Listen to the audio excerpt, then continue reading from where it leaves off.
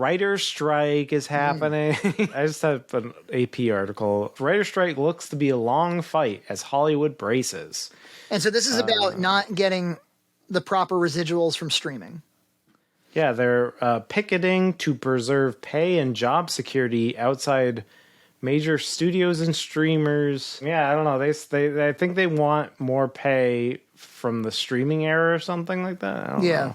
Yeah, maybe their streaming contracts have been less than in the past. Yeah. But also, isn't the revenue overall down for everybody, for everything? Yeah, well, everything is. I mean, well, everything's losing money. You're not selling DVDs. You're not selling ads on television. And how many like successful media properties have, like, there was only $4 billion movies in the past 2 years. You know, it's like, yeah, what are you doing?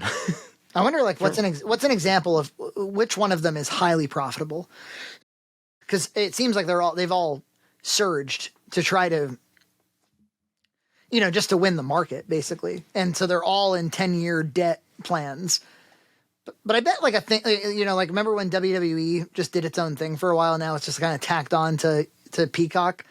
WWE will always have those live shows. And they'll always have that merchandise. They'll always have that diverse revenue. Yeah, and Disney has that too, I suppose. And this will not be good for the industry, obviously, because we all remember the writer's strike of what was it, 2007 or 8 or something like that, and that basically destroyed Heroes. That destroyed it. Definitely made Lost suffer. It cut Breaking Bad season 1 short. Yeah, jeopardized it.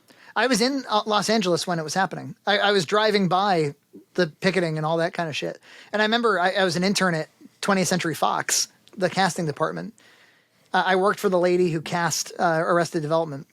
Oh. And they were all very nice to the interns, they make us ride around on golf carts and pick people up and stuff. I remember I went to a table read with Fred Willard, Kelsey Grammer, and Patricia Heaton for that show Back to You. It was like they were trying to, like, have the return of the multicam sitcom.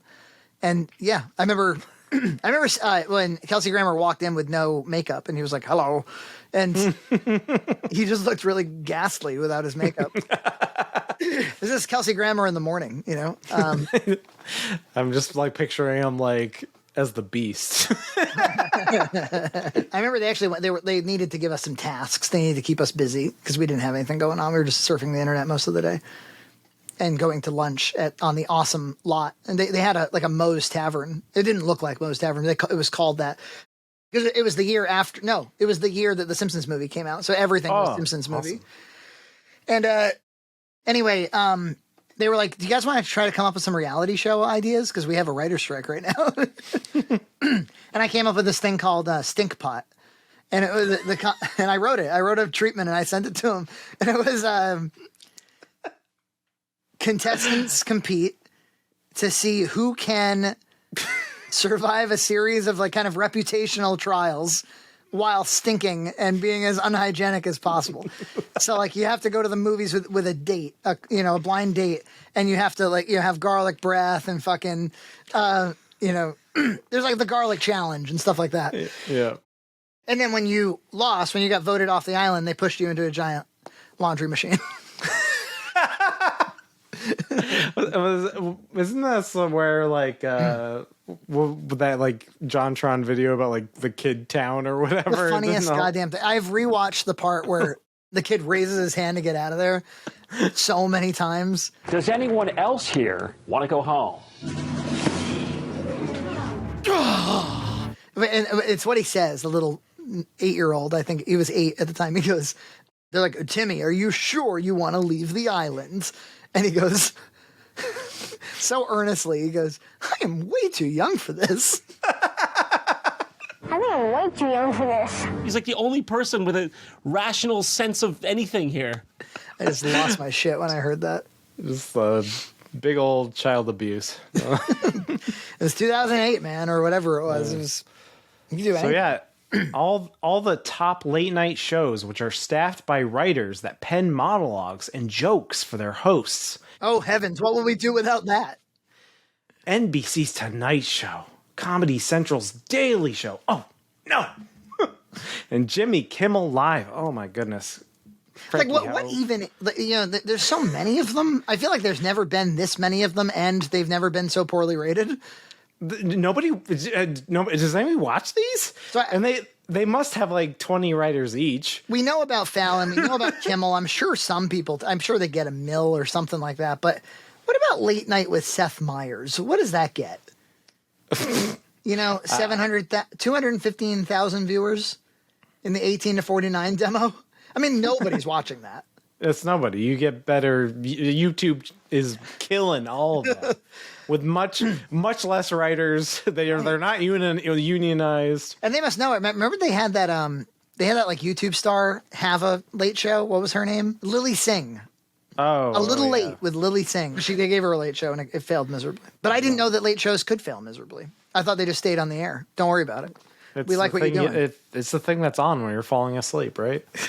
I remember when that was the case when I was a child. It was kind of cool. Oh yeah, there was definitely, it had its time, but I don't know what they're trying to get with this writer's strike. I don't know. Besides money that doesn't exist.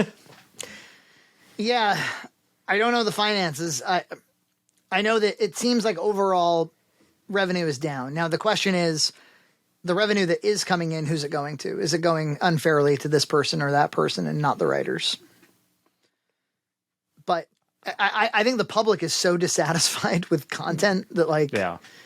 I don't know. Is there an opportunity for a reckoning here?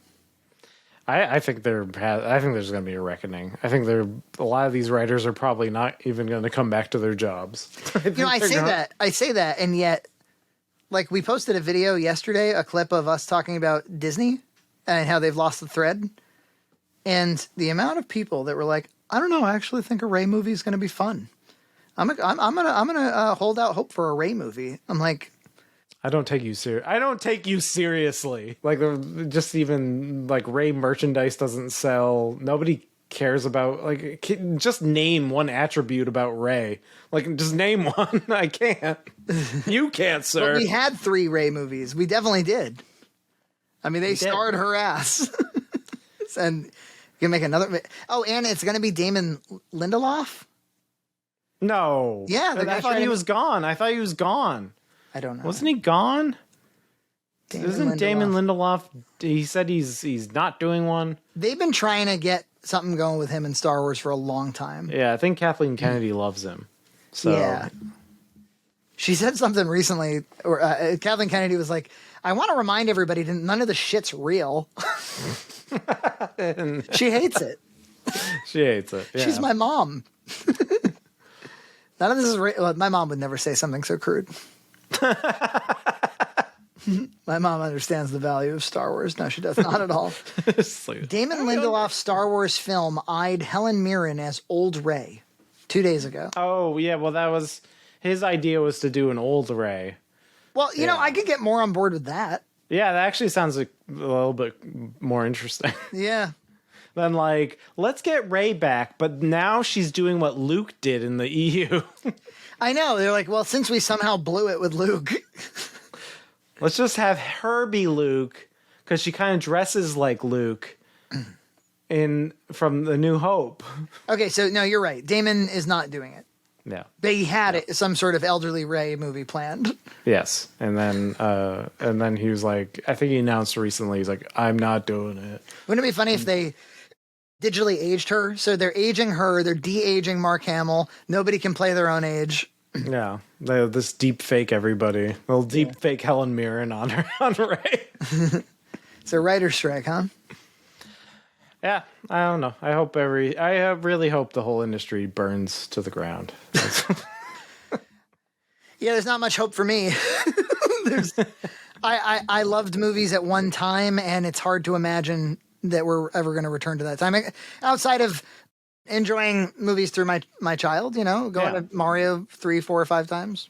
Yeah, or you'll watch some like indie movie on streaming, and you'll be like, "Oh, that's kind of fun and interesting." But that's the thing, is they really need to control the budgets on these things. Subscribe to Red Cow Entertainment on Patreon for full episodes every other week.